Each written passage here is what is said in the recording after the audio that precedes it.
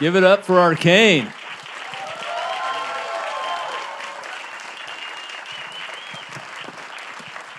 I can't see anybody, so all I see is I'm staring out into the black void here. But we have Art of Arcane. Everyone's going to get a copy after the screening. So, yeah. I love that we get to experience this on the big screen because there's no other way to see it. To me, Arcane, it's kind of like 18-part feature film. It's such an incredible accomplishment in terms of ambition and scale and drama. I'm sure a lot of you guys out there work in TV animation, and I've worked in TV animation, and you know how hard it is to make something like this. Every so often, a show comes along that just completely sets a new standard for series, and Arcane is one of them. I've never seen anything like it, and I don't think we're going to see anything like it anytime soon. So it's just such a thrill to see the show up on the big screen like this. So I'm gonna not waste your time. I'm gonna bring out the people that you guys are here to see. I forgot to introduce myself. My name's Amit. I'm the editor-in-chief of Cartoon Brew, and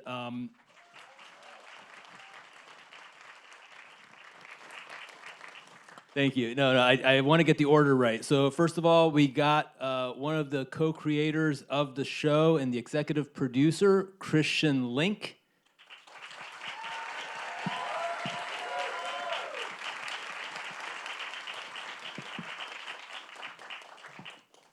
And then we have screenwriter and co-executive producer, Amanda Overton.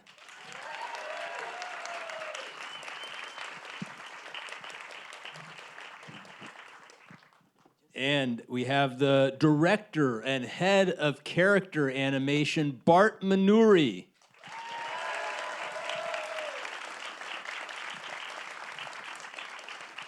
And you were not lying. You don't see anything. You see the stars. Yes, out here. yes. We're like in space. So we want to talk a little bit about what we just saw. You know, at the heart of Arcane, it's this story of Jinx and V and Vi. Sorry. And you know, it's a story about family and reconciliation and estrangement. And so for me, it's about so many other things, but that's one of the cores of the show. And for me, like, that ending is shocking. We don't quite. I don't think that Jinx is dead. I don't know if there's some openness there, but I certainly felt sad though, because there wasn't that sense of them reconciling and that big hug at the end. And what was interesting for me is I read that this part of the story you guys had plotted out like 6 years earlier. You knew that this was coming. And so I'm wondering if you can talk a little bit about some of the choices that you made, that knowing this going into season 2, that some of the choices that you made leading up to this story, like how did that affect the storytelling, knowing that this was going to be the resolution? I mean, the project really started when we honed in on these two characters and just wanted to know, like, I think like one of the first few conversations we've had, even in the room, there was this question of, can they be sisters again? And that's the question till the very end. As you kind of venture out into the larger story with them, a lot happens. Vi does a lot of things that are, I don't want to, unforgivable, I think is the right word here. Jinx as well, for them as sisters. And so I think there is a reality to how do you move forward from these events that happen between them. And for us, there was a sense of closure, but there was not a version where Jinx just steps back into this twin city and kind of like, all right, we'll all forgive you and all that murdering of hundreds and thousands of people.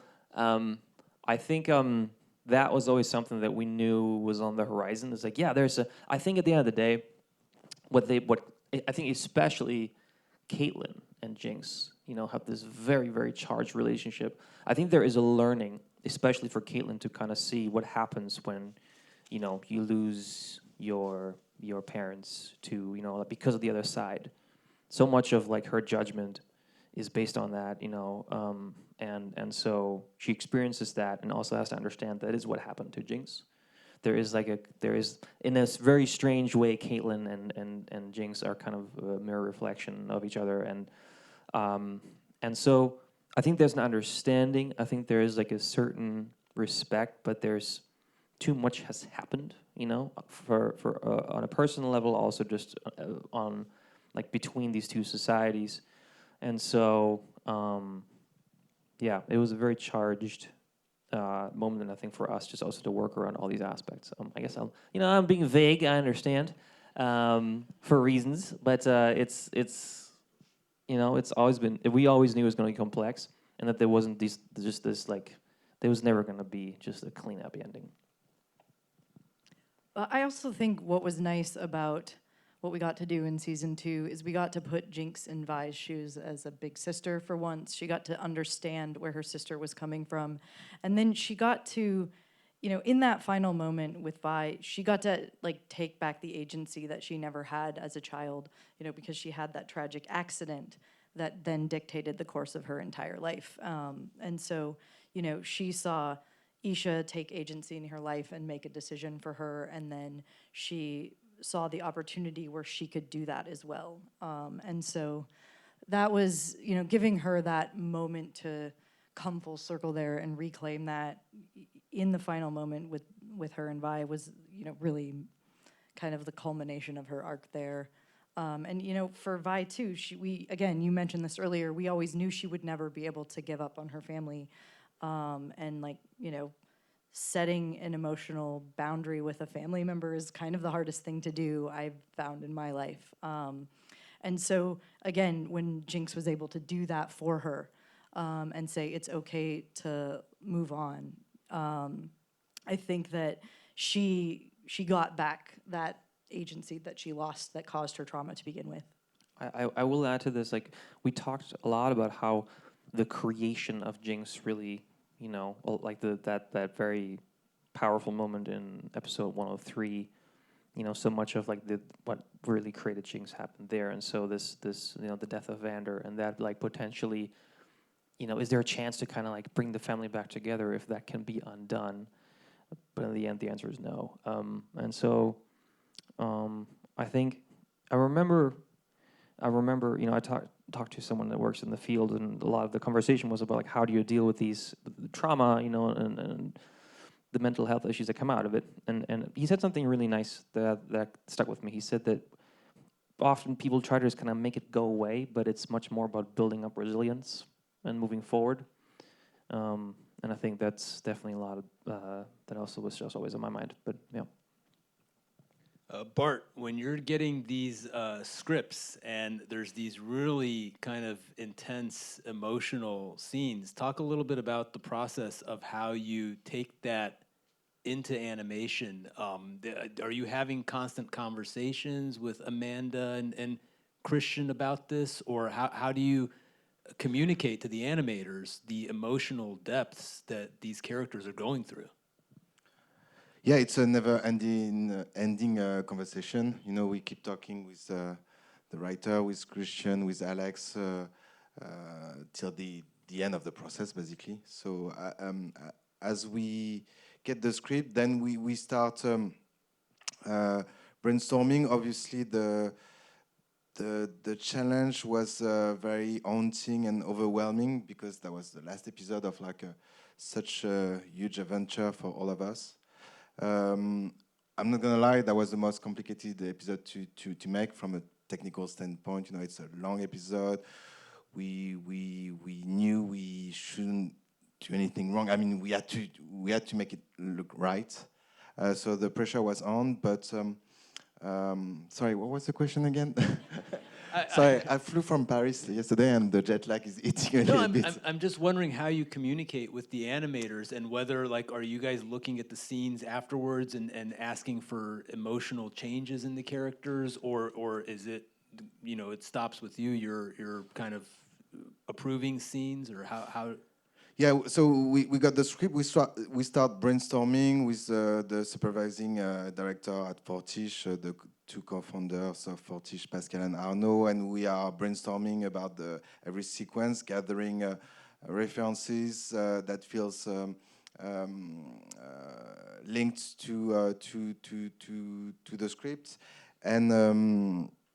And then again we go back to the writers to discuss what we think should be the look of the pictures, and then we keep brainstorming, and then we move to the storyboard, and then there is another pass with the team just to make sure like it's hitting the goals of the script, if it's hitting the right emotion and everything.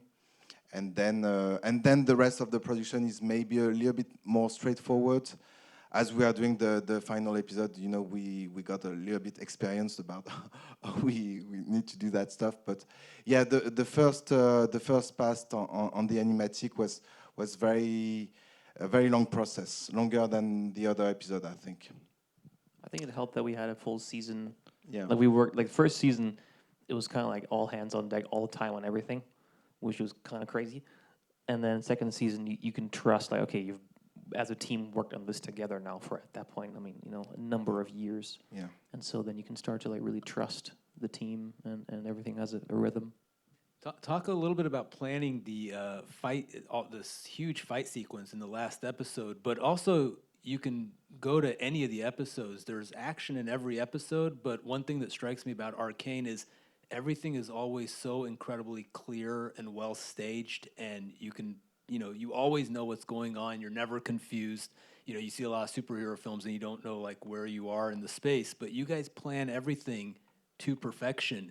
And this last episode, I mean, there's like hundreds of characters in a huge fight scene, and yet you're never confused about what's happening on screen, about who's fighting. How do you guys plan something like this? It requires a lot of time and trial and errors. You know, we did mess up some stuff a lot before finding the right pacing. The editing part was quite challenging. How do we? I don't know. I think all the fights add it's a specificity. We don't shoot and we don't film the zero gravity sequence the way we shoot the I don't know, Mel and Ambessa fighting, you know. So this cinematographic grammar helps defining the type of fight we are talking about and telling about, and I think that helps not being too confusing as well. Even though all these fights had to be edited next to each other, and we knew we had like a very fast pacing, and we also wanted to have some time to breathe. That's what we try to do with Victor and Jace, for instance. But yeah, part of making every fight scene unique was, I think, a solution to make it more understandable and readable as a whole piece. It doesn't make any sense. Sorry. Nothing in animation makes sense. Yeah, right. Amanda, so Kate and Vi's relationship is one of the key center points of this second season. Can you talk a little bit about the development of that relationship? It's such a powerful part of the story, and I'm curious, was that planned the entire way along, and were there challenges in communicating that relationship throughout the season? So yeah, in the first week in the writer's room, I know Christian and Alex came to me and they're like, this is going to be the main couple in the show. This is going to be the main romance. And, you know, I was like, oh, I can help with that. I'm very into this type of representation. And so I'd seen everything, and so I wanted a story that was different, that was something that my 16-year-old self felt like she never got to see. And it was tremendously important to all of us, really. But I think the first thing I always tried to do is like I had to figure out like, first of all, if we're gonna tell a story, it's got to take the whole series to get there. It's gonna be, so we have to make that challenging. I think one of the first things I said was like, oh, if Vi and Caitlin are gonna end up together, why doesn't Enforcers kill Vi's parents? Because that would be a hard thing to overcome. So trying to build in those obstacles so that when you do get them together, it feels very satisfying. And then when you start with that, oh, Enforcers killed my parents, then suddenly you're like, okay, well, how could Vi love this Enforcer? Well, so I always start with, well, how could she respect this person? And so Caitlin was someone who was handed everything. She didn't have to fight for anything. She chose to fight for stuff. And Vi, who was a person who had to fight for every scrap her whole life, could, I thought, look at someone who didn't have to fight yet chose to fight and chose to fight for her and respect that and eventually fall in love. So that was my sort of North Star for that relationship and building the love between them. And then the whole team rallied together every moment. There are so many like wonderful details in animation that you guys added, and just the little gentle touches that go along the way. And so we were always very specific in the first season about that same-sex attraction between them, like not leaving that part to subtext and putting the little moments in. And also, being bold and saying, okay, but we're gonna take our time to earn this, and we're gonna wait till the second season that we know we have to really, pay off that relationship. And we're gonna make it an integral part of their arc and the story. Them coming together, they really are, like you've said before today, Christian, they're the symbiosis of the two cities that can't find a way to reconcile, so. Also for you, another question. Now I know as a writer, I know this is a tough one to ask, so I'll ask two parts. But do you have a favorite character to write for? And is there, and if that's too hard to answer, is there a character that you wish you could have written more for in this series? I'll answer the second one first, which is because I wrote this before I became a mother, and since becoming a mother, I have reshifted my perspective on everything. And I think that I think I understand Ambessa a lot more now, which is to say that the links you're willing to go to for your child, you cannot understand until you have a child. And I think we thought we understood that at the time, and now I would go back and I would make her even more batshit, in the sense that she would do anything for her kids, including rend the world. But so I think, yeah, I would love to do more with her. And then, yeah, I mean, it is real fun to write for Jinx because you can say anything. And you'll never get tired. And oftentimes you're like, wow, this is the craziest thing I can think of, and it's not crazy enough. So it's really fun but then you really have to work to find that right voice for her. And again, a lot of trial and error there. So. I want to go back a little bit to the beginning of this because the vision for this show is so incredible. Christian, can you talk a little bit about what were you I mean, nothing like this existed before Arcane. So I'm curious, when you were developing this idea, what were you looking at about, to make a show like this? And when you were making it, when you wanted to make it CG, were there other things that you were looking at that you were like, we want to make it like this? Or I know Fortiche did some early music videos for the games. Was it just basically make more of that? Or what was your grand vision for this when you started this? I don't know how long ago, 10 years ago? 10 years, yeah. That was the hardest part. You couldn't point to anything. I will start by saying that, in hindsight, I mean, to me, it it's obvious, right? It's like, hey, how about we bring the quality of animated features to the serialized format? We know people would like this, but we were very, very, very fortunate that we worked for a company that's like, we believe in this. We believe in, the video game IPs. We believe in animation.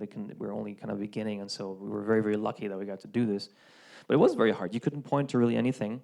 It was very difficult. I mean, it's hard to get a sense of this, but every step of the way, we had to look at, okay, how does it work in animated series? How does it work in animated features?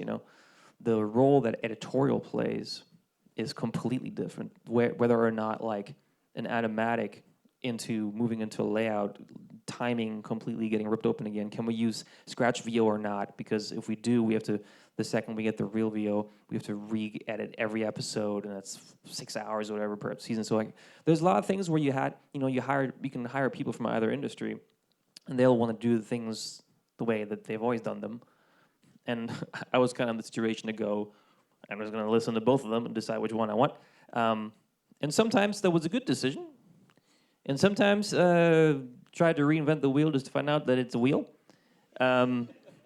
And so, but that was... What's an example of that? Of like something maybe that you tried to do different that maybe it wasn't the right approach? I think, for example, the scratch VO situation, like features, the really so much of features often, animated features often is kind of written in boards, if you will, right? And so you try a lot of stuff with scratch VO, for example. And so I was like, yeah, let's do that, But people that come from the animated series world were like, you're gonna kill yourself because the sheer amount of material is impossible. And I was like, we know what we're doing, and it was just a disaster. I mean, it's just not possible. It's just too much material, and so we just had to. It was hardcore. You really had to like, okay, we record the VO when we're locked in, and then we're gonna get a little bit of when we record the next episode, we can get some ADR for the previous episode, but that's it. You're not gonna have to. You will not be able to just like have these big pivots, that the animated feature will often gets. So sometimes that was difficult. Sometimes you would. I mean, I remember there were moments when like editors were like, "What do you mean storyboarders are gonna time their own shots? That's insane." And I sat there. I was like, "Well, I mean, they're the ones drawing them, so I feel like they should get the first pass." And they were like, "You're insane." And I was like, "All right, we'll find out." But I mean, there were so many of those because no one has ever had to kind of bridge this, because again, in the anime feature, well, like or the timing question, right? Like, the expectation was, okay, when we go from storyboards into layout, timing is going to be a completely new consideration because animation will need very different things. And we were like, well, we kind of have to already account for that in our storyboarding, in our animatics. Otherwise, we're just going to get eaten alive, by like the sheer amount of time this would take. So there was an unending, You were inventing a pipeline as you were going along. Yeah, it didn't exist. You couldn't hire anyone that had done this. And so even when you're selling the show, it's like, what is it going to be like? You're just like, oh, it's kind of this format, but it looks like that. And so... Also, another really unique thing about it is the music in it. Now, you're a former musician yourself, and you started the music division at Riot. Can you talk a little bit about how you incorporated music into the series? Because there's like kind of a music video segment in every episode of season 2. It's a huge part of the success of the show is just what it sounds like. Yeah, from the beginning, I think we just said, like, let's find a moment where we have a music video per episode, where like the music is the star, and so... that basically, most of the times they weren't even in the scripts. It was just something where sometimes we use them to tell like a bigger story we didn't have time to tell properly. Yeah, they were not all the time in the script, no. No, it would be during the storyboarding and the editorial phase. Yeah. They would basically look in the episode like, where could this be cool? And then you kind of have a space where you go with the team. Okay, here we could write a song. It was, I said earlier, another thing. I mean, it was difficult about it is that the lead time you need to produce something like this. It's like when we approached artists and we said, "Do you want to write a song?" They were like, "Yeah, sure." When is it going to come out? In like 6 months, And we're like, "No, in like 2 to 3 years." And they would be like, we can't do that. Like we need music to go out. So that was very difficult. We were an unproven studio, unproven people. You know, there was like, who are you? Who's Fortiche? Music videos, you know, like making the full, like this is crazy. So a lot of labels were like, we don't want to give you our artists. So Why regretting that now? you know, let's just say it was easier during season 2. But I mean, it was like, so I had to pivot. I was like, okay, this is not gonna work. I'm not getting any songs, so we just have to write the songs ourselves. And so we had a composers that worked. I was like, hey, like I need help. And so they wrote the songs, and then through kind of crazy maneuvers, we were like, Sting, would you like to sing a song? And somehow he said yes. And so that was difficult, but yeah, we knew it was in our DNA. We started the relationship, you know, making these music videos and cinematics, and honestly, that was like so in our DNA. It just happened pretty naturally, you know. It was always scary because I mean, like, you have to make good songs. It's always hard, especially when you're just like, here's a key scene and this better be good. You know, any musician will know that like out of 20 songs that you write, 20 of them suck. And then the 21st is maybe pretty good. But it's hard, right? This predictability that you need. But yeah, it was just part of our DNA. Yeah, and it's like you say, it's part of our culture at Fortiche. We've been doing music video for quite a long time, and it's always a good place for us to also have fun visually, you know, because we can step aside a little bit, go for like different visuals, different type of editing, different type of animation. So we always enjoy doing this kind of special sequence in the show. Yeah. Another thing that Fortiche does really well is fight sequences. Every single fight sequence that comes up, it's so original and different from the previous ones. And can you talk a little bit about showing power and strength in animation, your approach to that? Because there's constantly characters that are being introduced who are more powerful than the previous characters. Right, and that can be a real challenge to communicate that this character is more powerful than the previous character that shows up. Can you talk a little bit about developing those fight sequences, how you made sure they were different from each other, and how do you show like communicate force and power in these action sequences? Since we knew we have like a lot of fight scene, we from the very first beginning we tried to make them all unique to be able to identify them, and it comes from the writing, you know. When you in the first episode of the first season, when you have the kid doing the street fight, you're not gonna do something over the top and crazy, since they're just like kids playing without any magics or power. So you have to find like a more gritty, grounded kind of way of filming them. There is not a lot of effort in the movement, but it has to feel messy and realistic. You know, like all the punch don't land. You know, some are missed. You can hurt yourself. And I remember like Christian was quite specific about this intention for that sequence. And from that one, we try to again find all the time something very unique in every scene.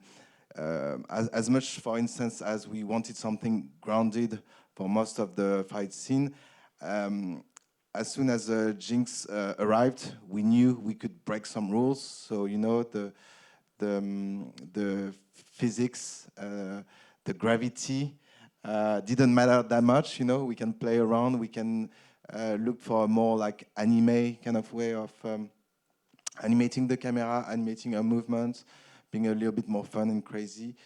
And yeah, we carried on with that process till the zero gravity fights you just have seen with Warwick, and yeah, that one was also a very complex one to do, because it was we didn't get any reference, you know, and most of the time we shoot like a lot of reference.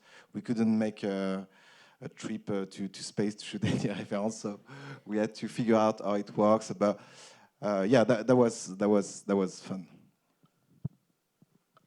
I don't know if we're allowed to ask this, but this is clearly not the end for our at least stories from Runeterra. Is there? Are you planning? I know you're not doing more Arcane, but what kind? Can you hint at anything that we can expect from the future? Yeah, I mean, we're only getting started. You know, this was the first thing that we've made, and so there's a lot more we want to do. Honestly, at this, it comes down to the people. You know, that there's a bunch of characters where we can say we know these are popular, but it kind of doesn't matter if what we make sucks. You know, and so it just comes down to like, will the people crack the code? You know, and so you send off a few select groups where you say we believe in these characters and these stories. We believe in the people here, but you have to also kind of just respect that, you know, it may not survive like this exploration phase, and it has to be good. And so honestly, it's more than it's something that stuck with me when we worked on Arcane during a pretty difficult time in the beginning. I remember talking to the CEO of Riot because I was like really trying to decide. I couldn't let this fail, you know, and he kind of pulled me aside at some point and was like, hey, like, I just want you to know, make sure you understand, we're doing this project not because as an investment in Vi or Jinx, but in you and Alex, you know, like, so I see it now the same way when I look at the different teams that we're working with, is that you pick the right people, you know, and that's where you take it. So yeah, I mean, we have a big IP. We have, you know, we know the things that our audience would like to see. So we are looking at those too. But yeah, there's a wide range. That's the wonderful thing about animation also. We want to do things that you wouldn't expect from based on what you've just seen from us. You know, I mean, and you can do anything in animation, which is very enabling, but also very scary. Because if you make something that is everything, it is nothing. And so I think we're just really eager just to stretch out, you know, our feelers and just like in every direction and put more stylized, more realistic. Let's just see, and where we find something that just like kind of strikes us as like, here's something new that we haven't seen. Well, I hope. So many words saying nothing. It's amazing, right? Oh yes. Well, no, I hope all three of you remain involved. You guys have accomplished amazing things with this series. You've redefined series animation and turned it, you know, you've set a new standard for what we should expect from animated shows. So congratulations to all three of you, and I'd like to give them a big round of applause, everybody.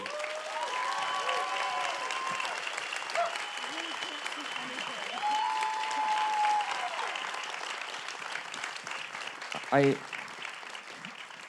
will add one more thing. I assume there's also people here working in the industry. Quite a few. So, look.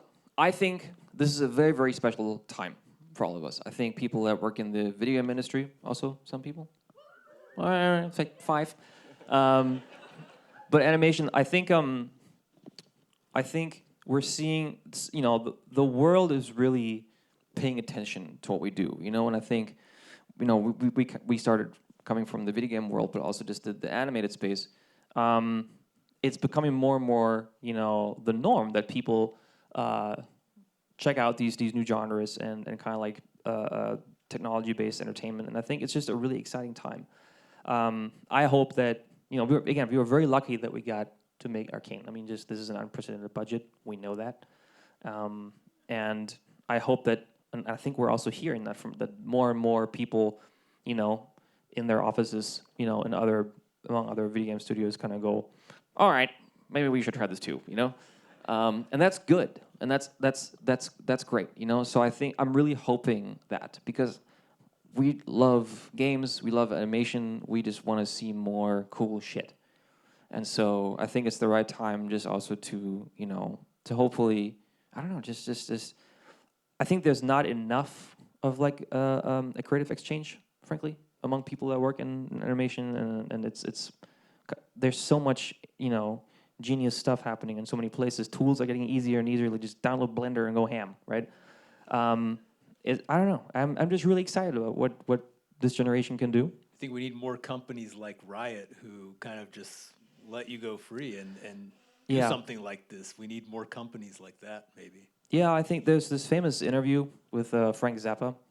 If people, I don't know, you check it out on YouTube, where he talks about like music industry in the '60s, where he basically says like the best thing happened when the executives were these cigar chomping old men who were just like, I don't get it, but we just tried a thing.